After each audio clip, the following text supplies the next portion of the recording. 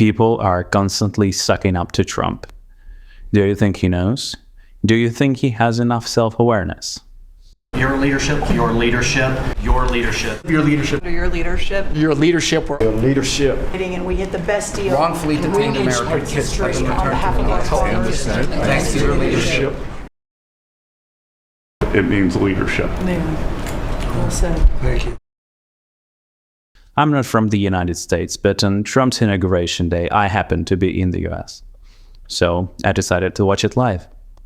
Most of it was everything you'd expect from a ceremony like this. Speeches, oaths, traditions, all trying to instill a sense that this is a historic, important moment, quite standard for most countries. Some things were uniquely American, like the endless parade during the rally. It was so long that Trump and friends who were standing in the beginning had to eventually awkwardly sit down. But one thing caught my eye. It was the praise. Steve Witkoff took the stage and started thanking Trump for his leadership and guidance right there to his face. I thought this was unusual. I've never heard those particular expressions being used so directly when speaking about a leader of a Western country. I am constantly reminded of the privilege it is to serve under the leadership of my boss, President Donald J. Trump.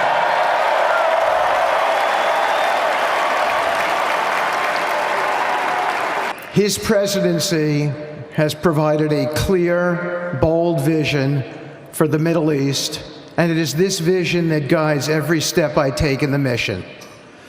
President Trump's leadership has redefined what is possible in the pursuit of progress and stability in the Middle East.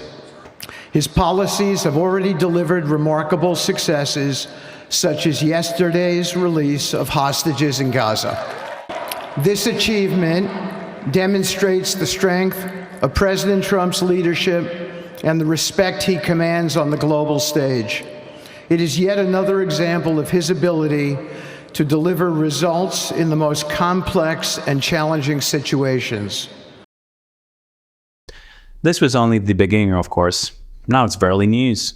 Every other cabinet meeting turns into a praising festival. His staff flatter him, other world leaders do, and even comedy shows started to make fun of it now. To be clear, I'm not talking about commentators on channels like Fox News. While still sleazy, this is somewhat expected from a channel like that. I am talking about moments where all of this happens in the same room, where it's personal. Somebody is praising Trump, and he's just sitting there, listening, taking it all in. This would have been so awkward for me. In your first term, when I had a chance to work with you as governor, you were courageous. The thing that's empowering this amazing group of people around this table, and you've probably assembled the greatest cabinet ever, is that this time you're not just courageous, you're actually fearless. And it's your fearlessness to take on the issues that other presidents would not touch. Whether it's the work that we're doing with successfully streamlining and right-sizing government, or whether it's taking on the issues at the border, or whether it's embracing the power we need to win the arms race, you're fearlessly doing that, and that creates just all of us can sprint because you're running ahead. So thank you. Thank you, Doug. Every time I see something like this, I have to ask myself, does Trump realize what's going on? Does he know that people are deliberately buttering him up? One theory is that he doesn't. He's a narcissist, and he clearly enjoys being in the center of everyone's attention. So naturally, people around him have figured it out, and they use it. They know that they can get their way if they just praise him a little bit. You and I both know, Mr. President, that you have had a profound positive impact on America's national security posture, and Americans are safer because of your leadership. World leaders suddenly do it. Take Putin, for example. He has publicly stated that he prayed for Trump after the assassination attempt. With how well Trump's presidency has been going so far, this might actually be true. He also gifted Trump a portrait of something that Trump loved the most, a portrait of Trump. Speaking about the war in Ukraine, Putin said, "None of this would have happened if only Trump became president in 2020, like he was supposed to be, until the election was stolen from him." This is, of course, exactly what Trump thinks and says, just in a different Russian voice. Smart move from Putin. Trump may be a narcissist, but Putin is more of a cunning psychopath. Remember that Putin was a professional spy before getting into politics. Putin knows that Trump has this sympathy for a strongman, and I think he does crave Putin's approval on some level. Funny enough, in the eyes of American public, Putin is this quintessential dictator. And yet, even he doesn't allow the same level of praise to be directed towards him. There are no sessions where Putin cabinet members sit around him and thank him for his unwavering guidance. It's really not like North Korea and Russia these days. That's not to say that there is no cult of personality. Russian media is certainly doing their best to portray Putin as the only choice for Russian people, but it's a subtler, less on-the-nose approach. Instead of glorifying Putin directly, they silence and discredit opponents. This makes it seem to an average viewer that there is no alternative. They point out real and imagined flaws in Western democracies, though in a case that democracy itself is a naive, fragile, and foreign idea. You see, it's not just Russia that is undemocratic. No one is truly democratic. The whole idea is stupid and will never work.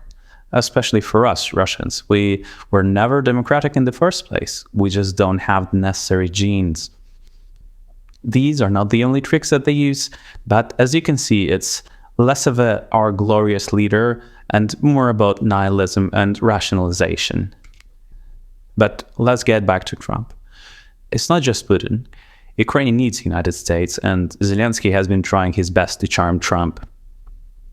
Watch Starmer, Prime Minister of UK, awkwardly trying his best. It is my pleasure to bring from His Majesty the King a letter. He sends his best wishes and his regards, of course, but he also asked me to bear this letter and bring it to you.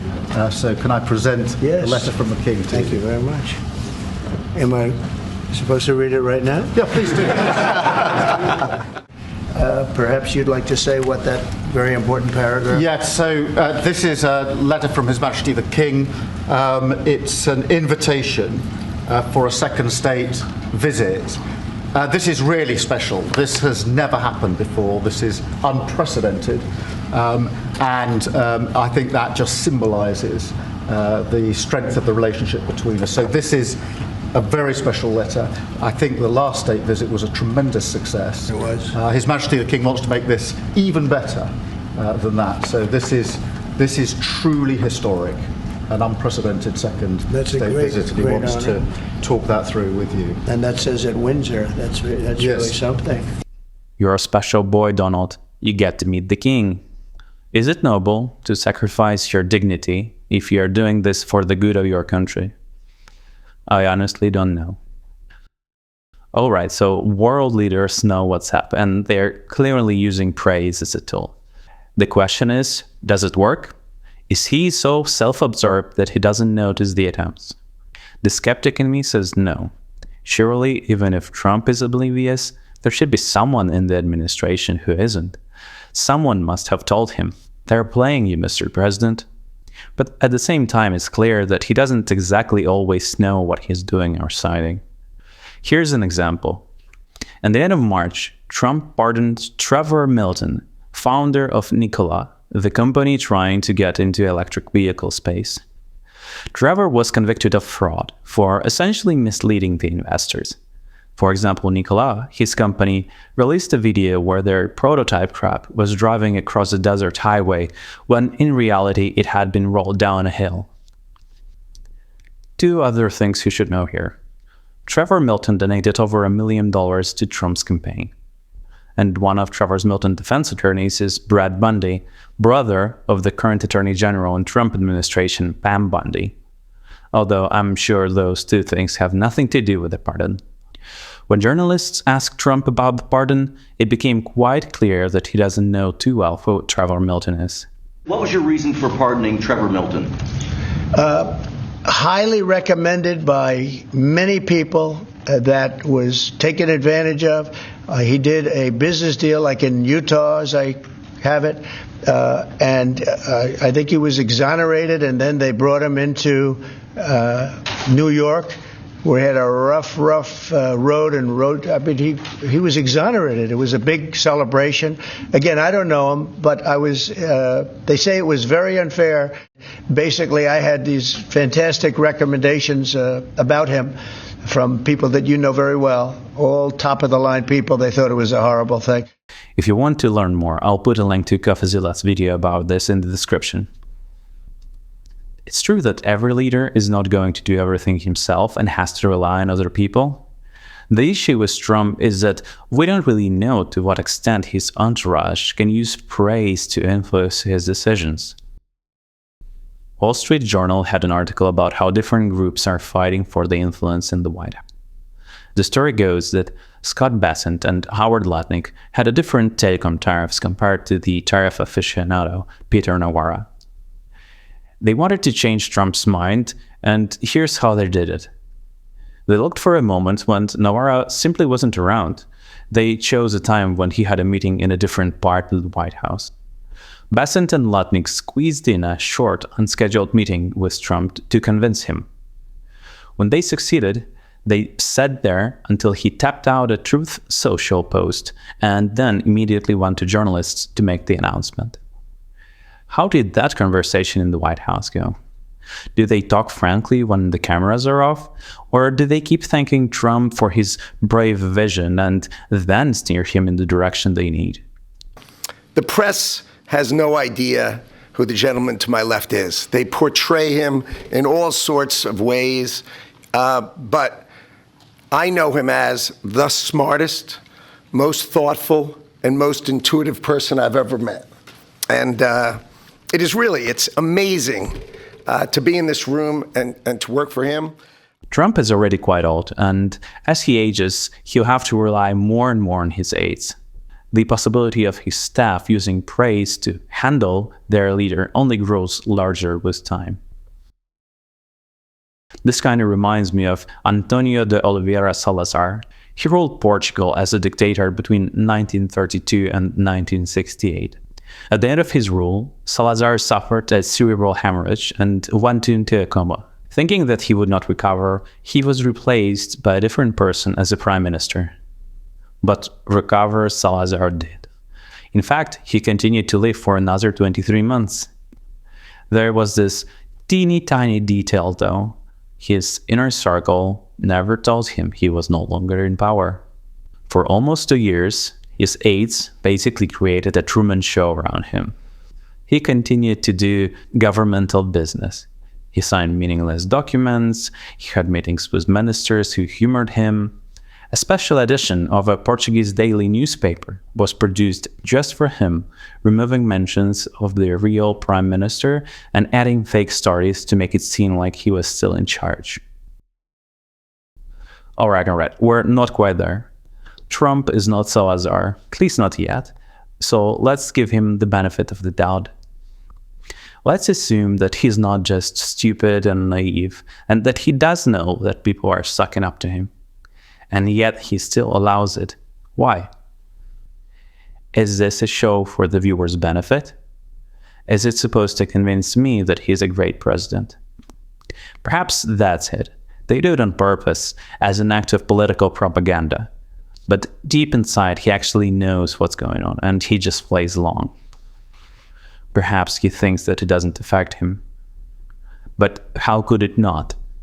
If you take the modest, the sanest person on earth and start praising them day after day, it's going to leave a mark. You repeat something enough times, and no matter how absurd it is, it will start to sound true. You know what they say about placebo? It works even if it's clearly labeled as placebo. It's kind of the same as propaganda. If you think that you can consume it ironically, you're wrong. It will affect you. You are the one that has the vision. You're the one that said we are going to do 21st century finance right here in the United States of America. I've been doing this for 9 years. It is amazing how far we've come, and that's a credit to you, Mr. President, and your leadership, and God bless you for doing this because it's going to make a huge difference with everything else you're doing. And by the way, Americans love it. They're going crazy. Thank you, sir. Thank you, Tom. Thank you very much. Here is another, more sinister explanation. Trump enjoys the praise, but ultimately the smile on his face is not because people say nice things about him. It's not about the words themselves, it's about the fact that he can make people behave in a certain way around him. It's about the power. You know, because I'm telling you, these countries are calling us up, kissing my ass. They are dying to make a deal. Please, please, sir, make a deal. I'll do anything. I'll do anything, sir. Brown-nosing Trump must be embarrassing. We know what they're doing, they know what they're doing. And yet, they still do it. They have to find a reason to do it. They have to justify it to themselves somehow. Humiliation here is a choice. If you're a powerful politician like Trump, I can see how it may be fun in a certain perverse way to see people around you squirm to get your approval. It's an act of commitment. By doing something like this, you're losing your independence, both internally, psychologically, but also socially. Once you start singing praise to Trump, others will remember it, and it will be so much harder for you to change camps or act on your own. For example, not everyone liked Marco Rubio before he became Trump's Secretary of State, but I'd say that he was somewhat respected. Yet the longer he keeps working for Trump, the fewer options he'll have in the future. It's one thing to be a hired bureaucrat and to have to follow orders. It's another to choose to dance for your leader. Once the bridges are burned and you're strongly associated with Trump in people's minds, you are locked in. You can't go rogue. You have no choice. On some level, it's like a mafia or a gang initiation ritual. Commit a crime, get dirty, now you're one of us and there is no way out. Public self-humiliation rituals are not uncommon in real dictatorships or totalitarian regimes. Going back to Russia, Medvedev, who served as the president in between Putin's terms, seemed fairly progressive compared to Putin, at least in what he said.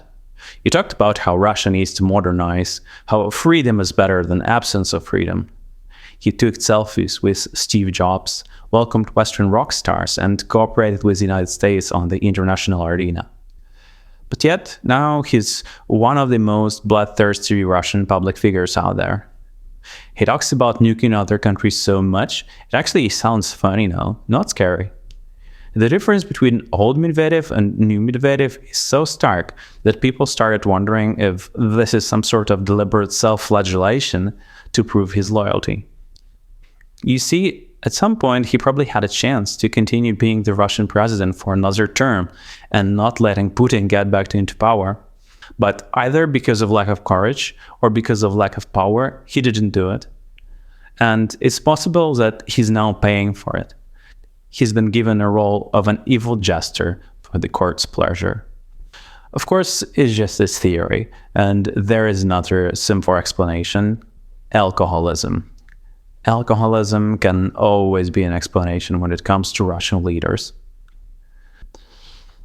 In regimes like USSR, North Korea, or Maoist China, public self-humiliation was essentially part of the institutions. Confessions at show trials, endless clapping at the end of the leader's speech where nobody dares to stop laughing first. The whole cult-like personal mythology built and enforced by the state. In these societies, even if you can recognize lies around you, that doesn't matter. You're powerless to do anything about it. Who cares if you know the truth? You'll still behave like everyone else, say the right things, clap when required to. And the more blatant the lie, the better. It's one thing to make people participate in a small, plausible untruth. It's another to force them to behave as if something nonsensical is true. How powerful do you have to be to make people pretend to respect something that they know is absurd? That's how those regimes express their power. In a modern lingo, they're flexing. And interestingly enough, when people are made to do this, it often creates enough tension in their psyche that it's easier to just give in and to actually believe the lie. You'll find a reason to do it, subconsciously. It's just hard to live the life when it seems like you are the only one knowing the truth.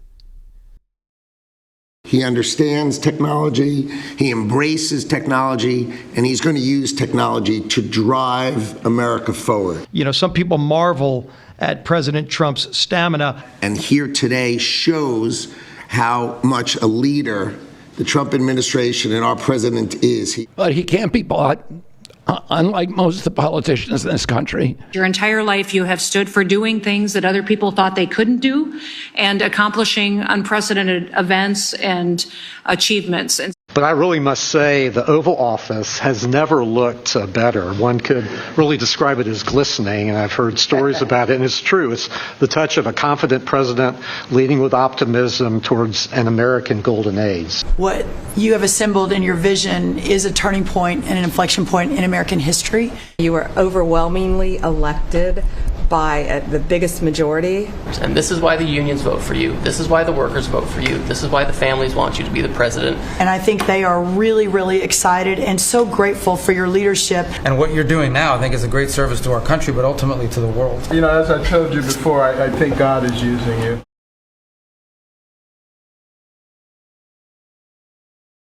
If you think that I'm being too dramatic, well, maybe I am.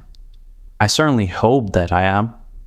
I hope that this endless Trump praise is just a weird quirk of his presidency that is going to be an interesting fact to discuss for future historians. I hope that there is enough sane, inoculated people who see right through it and who also find it disgusting, like I do.